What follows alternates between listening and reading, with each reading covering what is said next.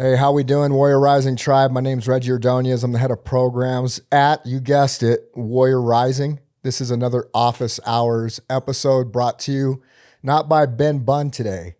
So we actually needed someone that knew what they were talking about. Ben, you're probably watching that. You saw that. We love you. But this week we're going to talk about capital access. So I had Mr. Ben Bunn that came up to me. He's like, Reggie, I need you to talk to the tribe about capital access. And I said, I would be thrilled to do that. So that is one of our most frequently asked questions.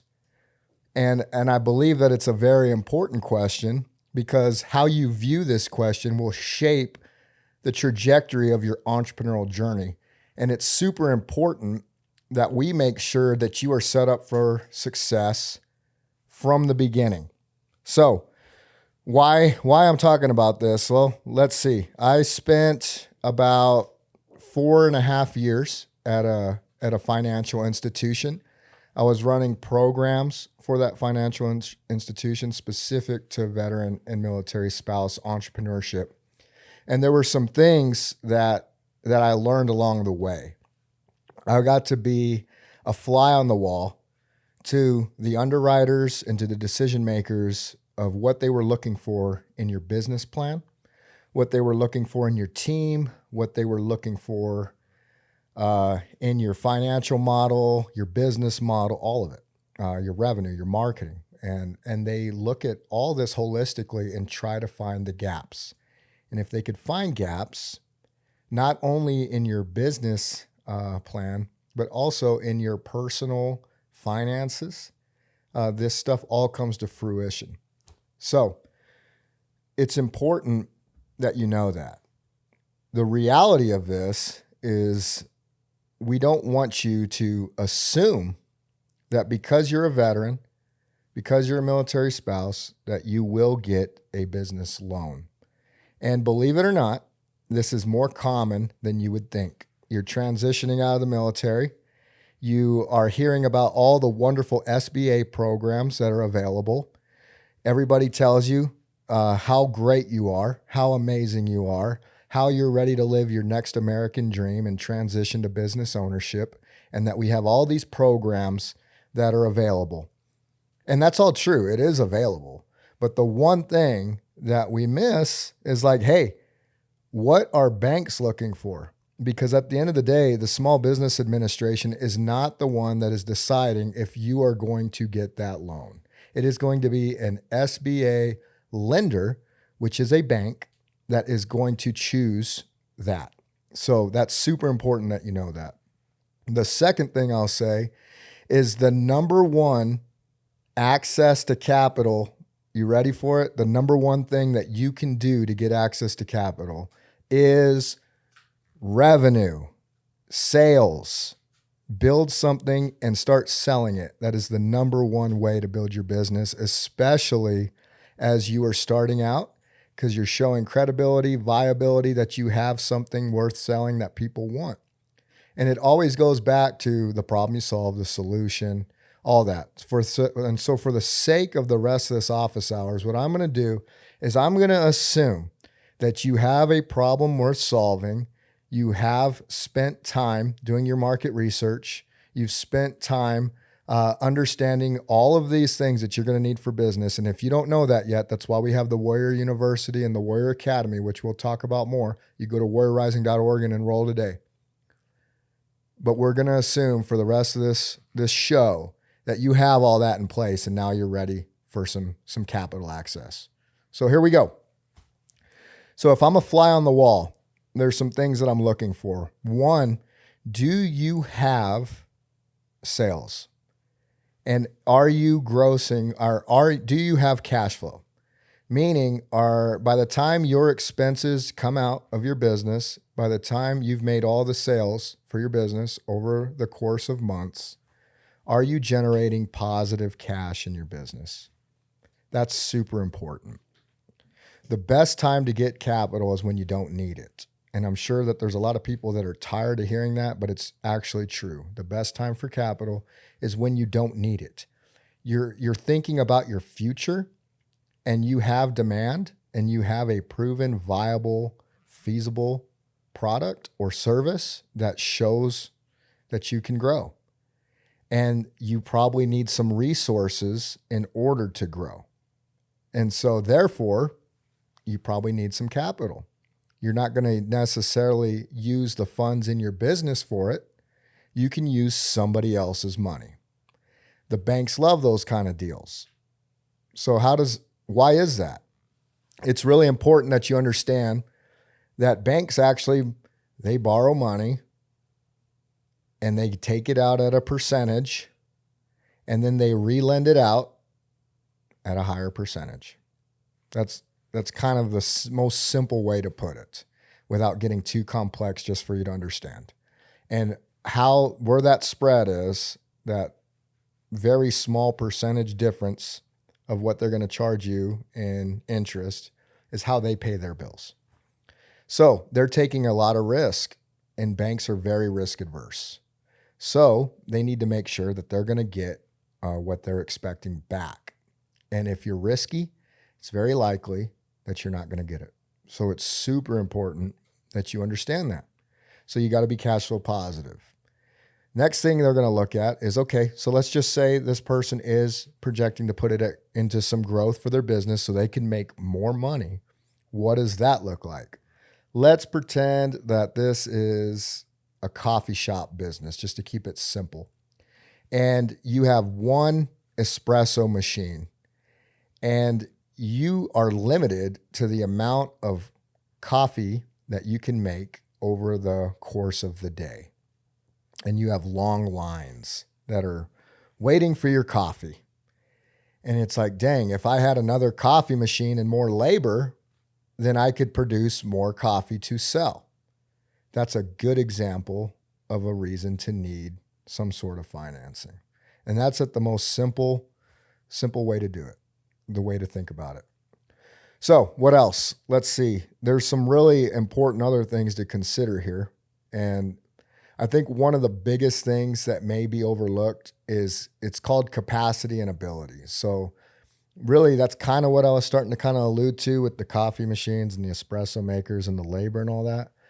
But if you tell me, let's use a real world example. There was a person, and if you're watching this, I'm sorry because I'm going to be using your business, but no one will know who you are, right?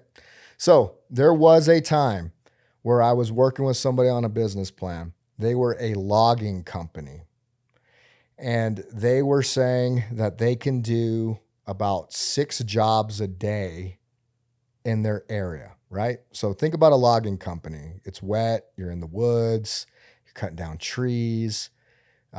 You're doing your thing. You got to load them in a truck. You got to get them to where they need to go. And you're going to do 6 jobs a day. So I'm going to say, okay, let's break that down. So you're going to do 6 jobs a day. What does that really look like on the ground? How long does it take you to drive from site to site? And he's like, it could be anywhere from 1 hour to 3 hours. And I said, okay, well, 6 jobs a day. How long does a typical job take you? And he said, anywhere from 2 to 4 hours. I said, okay.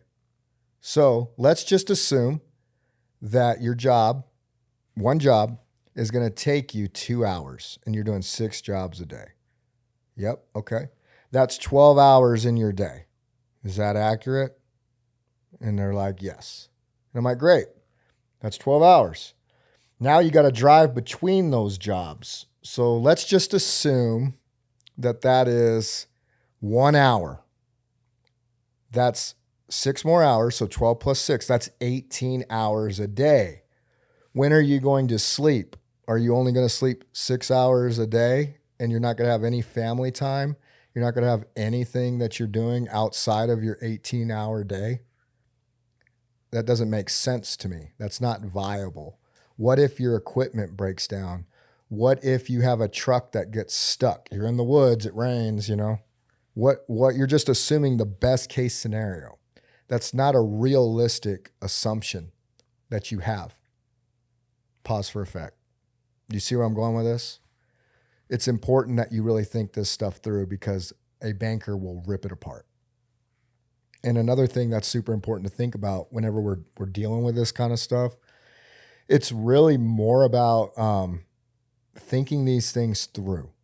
Because the scenario I just gave you, he did his entire financial projection based on 6 jobs a day.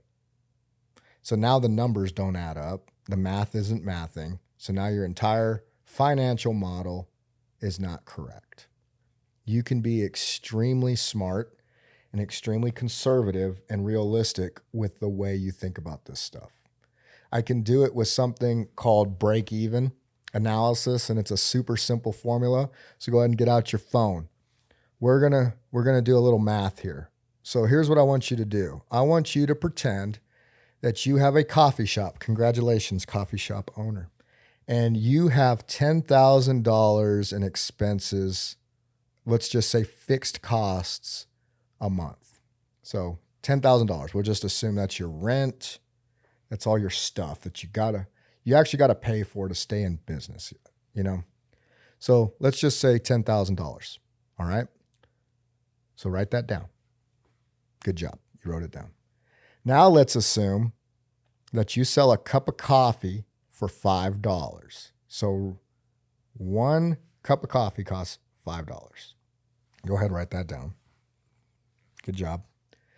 And now we're going to assume that you sell that cup of coffee. We're just going to assume that that cup of coffee costs you $1 to make.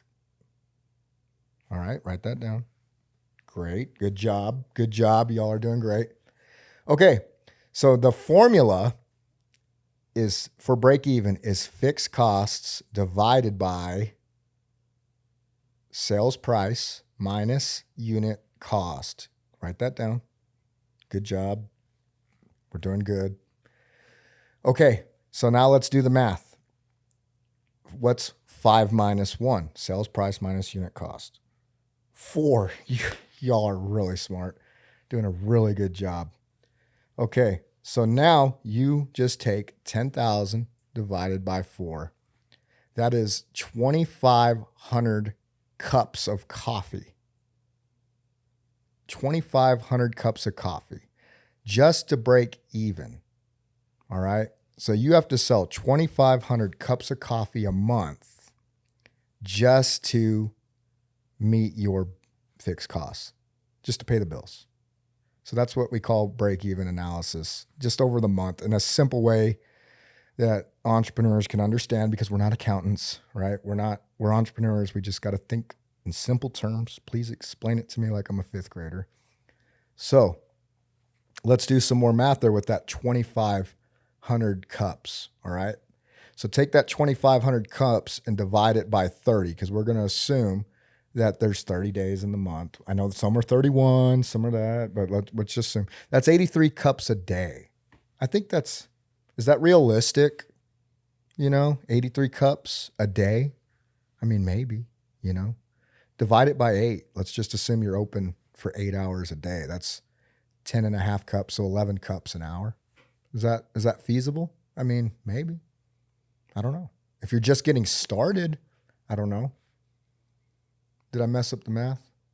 I was drinking coffee at like 1 or 2. Yeah. A lot of people do. Yeah. So I had to make sure I was doing the math right. I don't want to produce this and everybody like, you're a freaking idiot, dude. That's not even right math. So I respect it. I didn't know people drink coffee. yeah. So here's the deal. If you can actually if you could do that, then let's just go back another layer, right? So the other layer of this is like, all right, well, he did that. 10 cups. Is that feasible?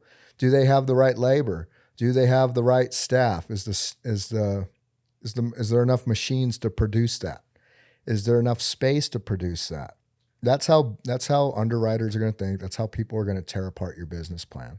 So whatever you do, this is a really great way to just test your assumptions to understand if this is going to be feasible or not.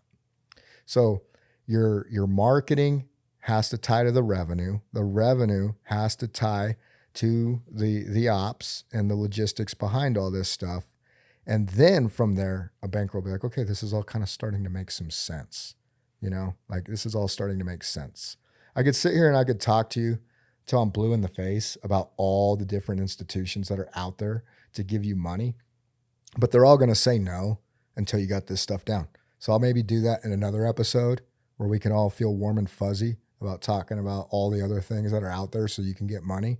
But my most important thing, like what I would preach to the choir here, is that you're set up for success, that you understand what it takes to get financed, because before you even get to the bank, you got to be able to do this stuff for yourself, because it is going to come down to a point where you're going to have to self-fund some of this stuff.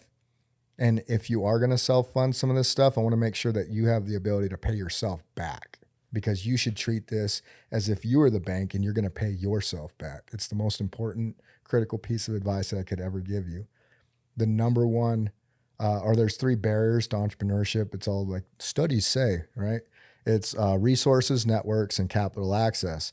But whenever you come to Warrior Rising, we're going to make sure that you have the resources, that you understand what you're going to be learning, whether that be in Warrior Academy, Warrior University, business hours, podcast, all this other stuff.